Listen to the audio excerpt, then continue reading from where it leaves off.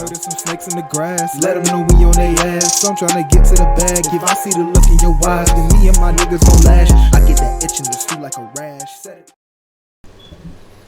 What up, YouTube? It's your boy Mars M9. It may seem like my energy is not there, because it isn't. At the time of recording this, it is currently 3:46 a.m.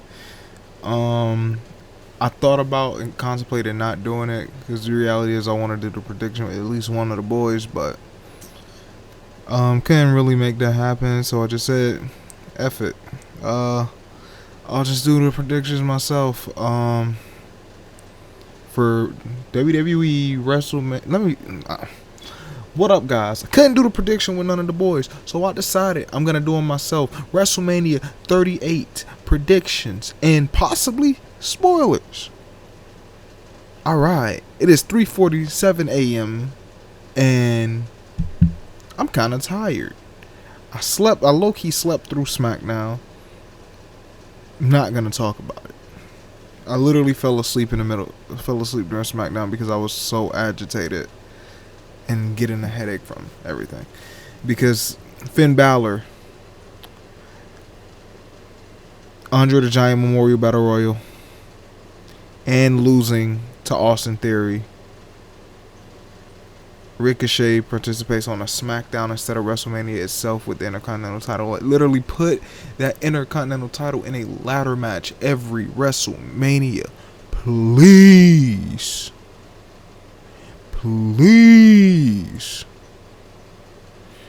Even though Andre the Giant was French, like, have the Andre the Giant Royal like be for the U.S. title or something. Like, do something with those titles at WrestleMania. Put them in gimmick matches, please. It's so dumb that two main titles aren't being used, because the U.S. title and Intercontinental title, let's face it, they're the backbones of their brands. At least they're supposed to be, and they aren't used.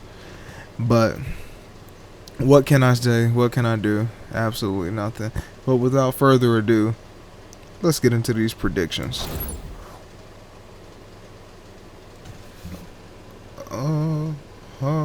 Wait, sorry, hold on. It's not popping up. Here it is. Right. Bruh.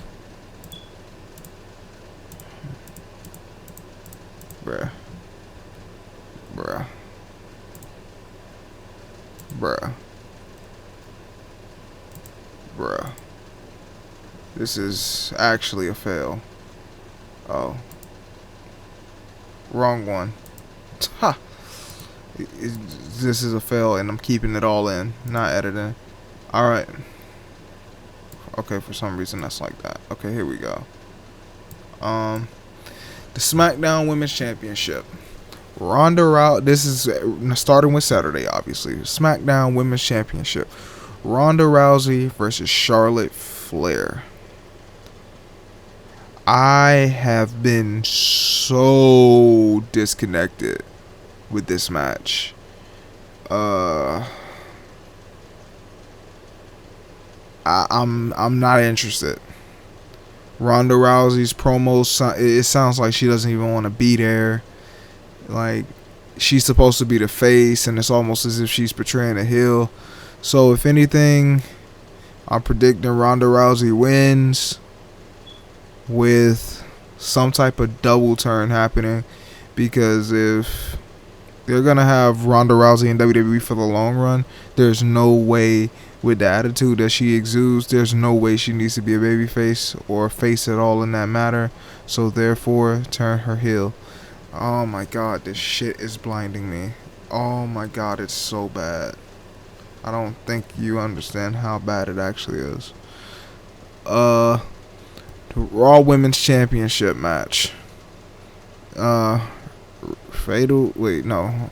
Bianca Belair versus Becky Lynch. I'm tired, guys, but the Raw Women's Championship match. Bianca Belair versus Becky Lynch.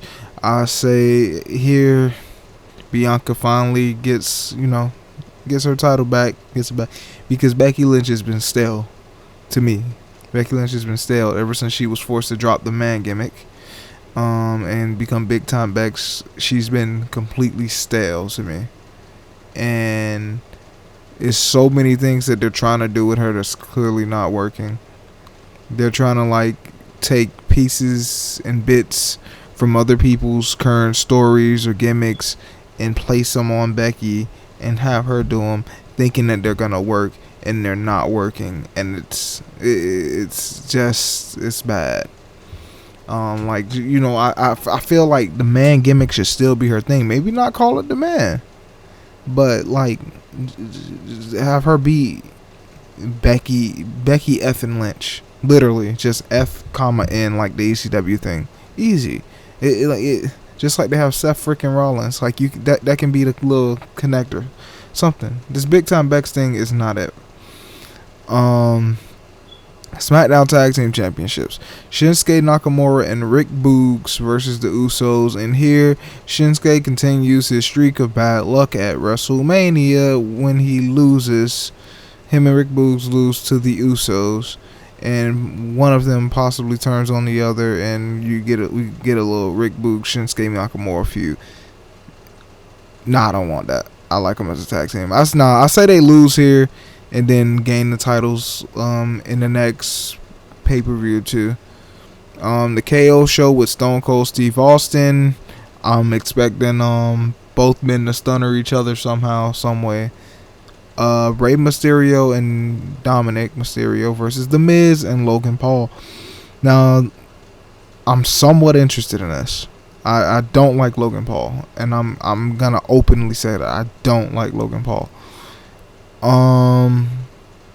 The Miz has always had a bad luck streak with celebrities in big matches, because he's always, like, you can see my mouse right now, The Miz, this guy right here, is normally over here on this side of the versus spectrum, which is where I think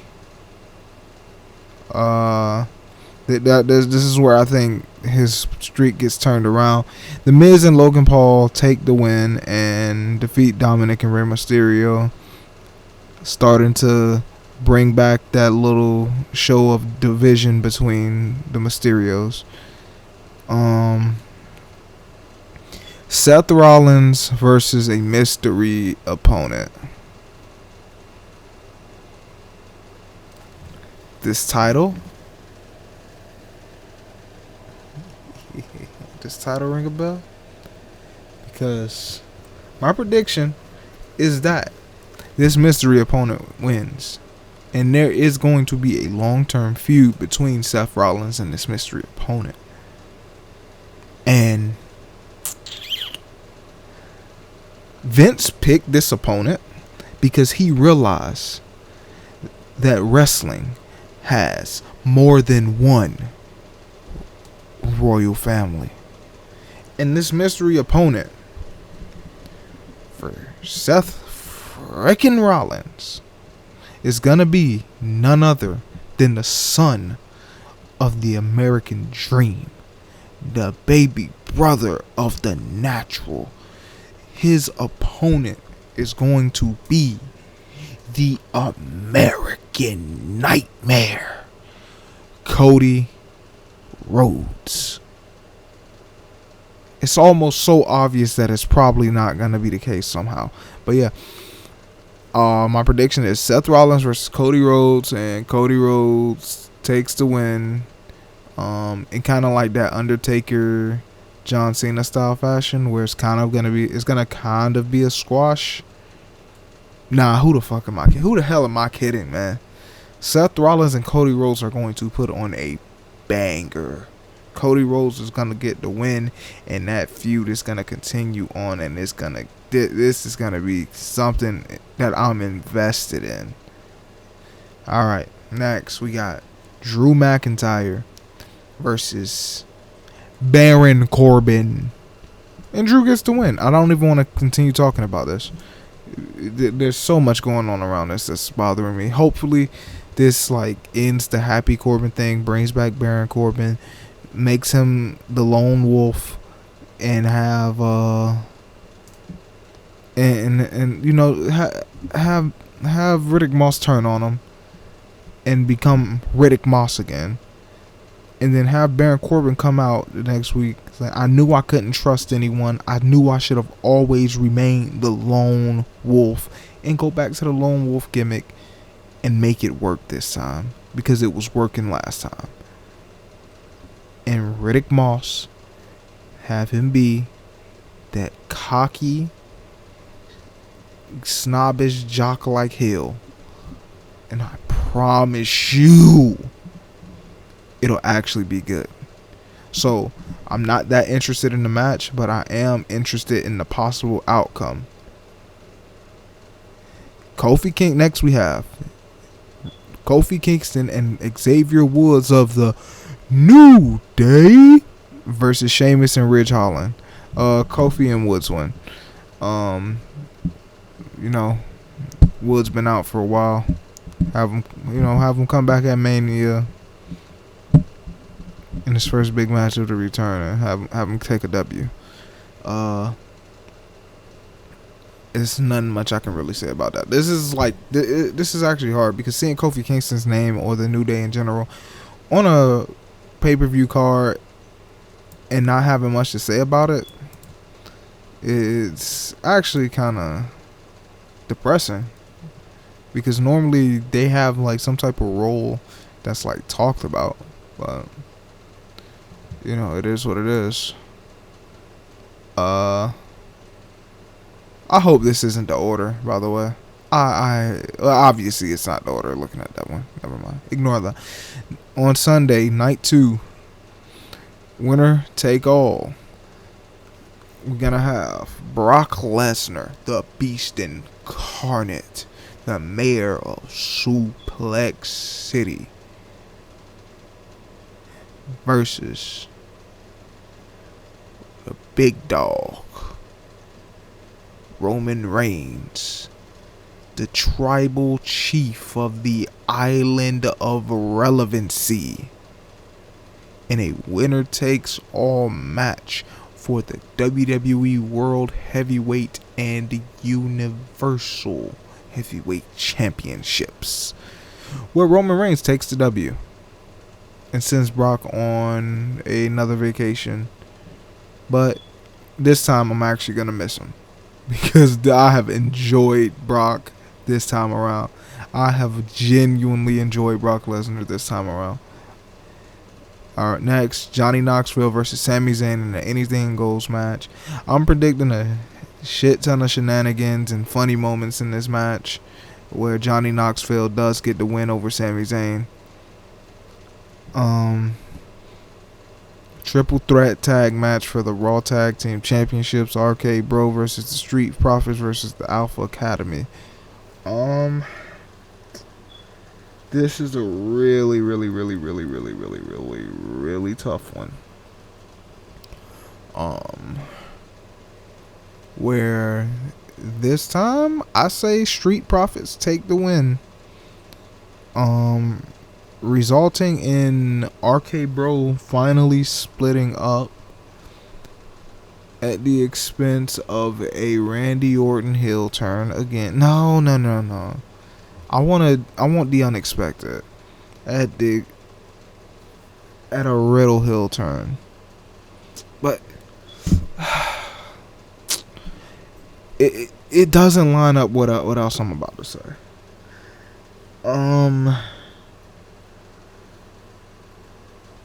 Let's just say they split up. Let's just say they split up. Let's not worry about who turns heel, who turns face. You guys put that together in the comments. Let me know down below what you think. Winner takes all for the WWE Universal Championship. Roman Reigns walks away. Both titles. Unifying them probably and making one title. Leaving open a spot for a new world title to be revealed to Raw. RK Bro loses. Tournament or whatever happens, Randy Orton becomes a 14-time world champion. In the midst of their rivalry, by the way, Riddle comes out after a kayfabe injury suffered at the hands of Orton, and beats his ass and lets him know he's coming for revenge and he's coming for his title. But yeah, AJ Styles versus Edge in a banger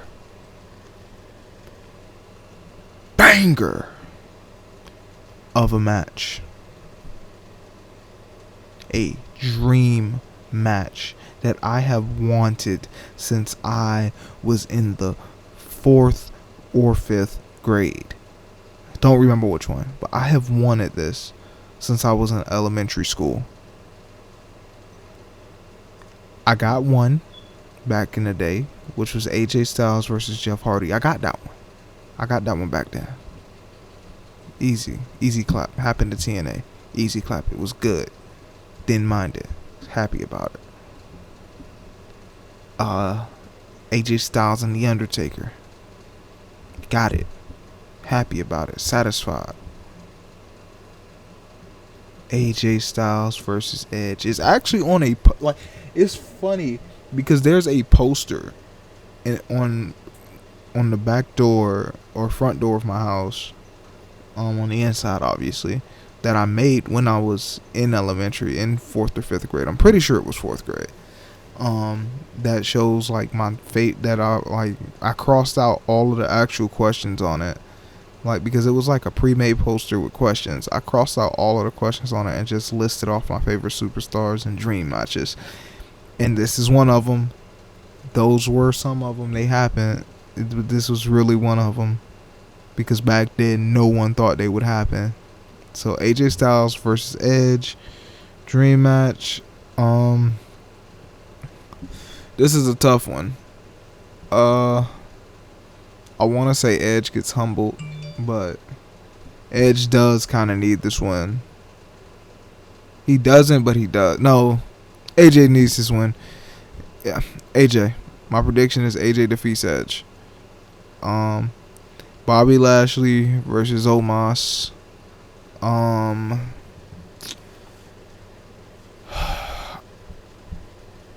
I see a bunch of like major spots where Lashley takes down Omos happening, and where it looks like Lashley's actually about to win. Lashley gets overzealous, tries to lock Omos in the hurt lock, obviously gets broken out of it, pays for it. 1, 2, 3. Omos beats Bobby Lashley, solidifying himself as a legit contender and a soon-to-be main eventer, or at minimum upper mid-carder. Next, Pat McAfee versus Austin Theory. Austin Theory has for some reason been on this roll. In the same week, defeated the Intercontinental Champion and the United States Champion. Clean. Hold on, let me say this one more time. Clean. Austin Theory has defeated both the United States Champion and the Intercontinental Champion in the same week, clean, for some reason. And I would love to see Pat McAfee win here. I want it. I want to see Pat McAfee get that W. But if Austin Theory loses this, it's going to further hurt the purpose of why the hell did you put those two titles on those two men. It was obviously for no reason, because those are the two people that I said for the longest should be at the top of the mid card, should be running it at least, because Finn is obviously no longer a main eventer. I was saying this for the longest. Put the US or Intercontinental title on Finn. Put the US or Intercontinental title on Ricochet. Let them do their magic, because we know you don't want them in the main event. And they're obviously workhorses. They do it, and they're making them look so damn weak. And making the champions that hold those titles look that weak makes the titles damn near irrelevant. And I am honestly fed up with it as a wrestling fan, to be honest. I'm done with this screen, right? Could switch back. But yeah, it's honestly it's borderline pathetic. It's not even borderline, but it is pathetic. It's so pathetic. You have two celebrity matches on the main card of WrestleMania. You have a talk show, even though I'm excited for this. But regardless, there's a talk show. There's a commentator wrestling. All on the main card of WrestleMania. Fucking Otis is on the main card of WrestleMania.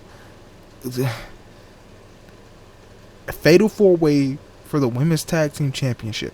Championship that has been ignored for nearly a year.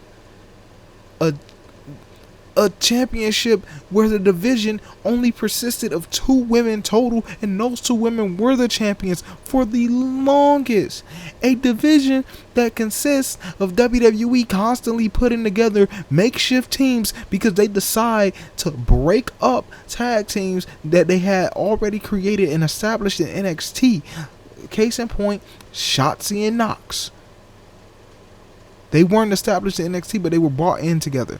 Actually, no. Let's take it back even further. Shotzi Black and Ember Moon. Release Ember Moon. Bring Shotzi to the main roster. Put her on the team with Tegan Knox. Then release Tegan Knox after breaking up their tag team. Stupid. Broke up the Iconics and released them both. Stupid. Case in point. Stupid. Why? Don't know. Honestly, I would have preferred to see Shayna Baszler and Ronda Rousey as a tag team than Shayna Baszler and Natalya. I will give them this though. This Rhea Ripley and Liv Morgan team is pretty good. But why take Rhea Ripley out of a tag team, make it look like you're about to do something with her, and put her right back in another tag team? Oh my god, that's so goddamn stupid. But this match that was, in my opinion, just thrown together, it's on the main card of WrestleMania, but neither of the mid-card championships. Huh? What? I don't get it. I never will, to be honest. I would never understand this. Like, this will be forever not understood. And it's sad. It's honestly, it's sad. Shit. But that was my WrestleMania predictions, as well as my frustrations towards the company. But without further ado, follow me on the socials down right there. Those things that's popping up. Follow all of those. The links are in the description. Check out Glitch Energy. Great pre-gaming supplement. I promise you won't regret it. You won't be disappointed. Make sure, like I said, make sure you like this video, comment, subscribe, share, whatever you want to do with it. Let's try to run out some likes. We're almost at finally almost at 200 subscribers. Also go follow, like I said, make sure you follow my Twitch. I'm trying to get back into the streaming vibe and the streaming form. Fix my cat. Like, I did a lot of things. I'm ready for the comeback. But until next time, everybody, peace. We already best friends. It feels like we more than just friends. Me and you can start a couple trends. We already best friends. We gon' grind hard till we get it, till we lay back, chillin' in the Benz, baby.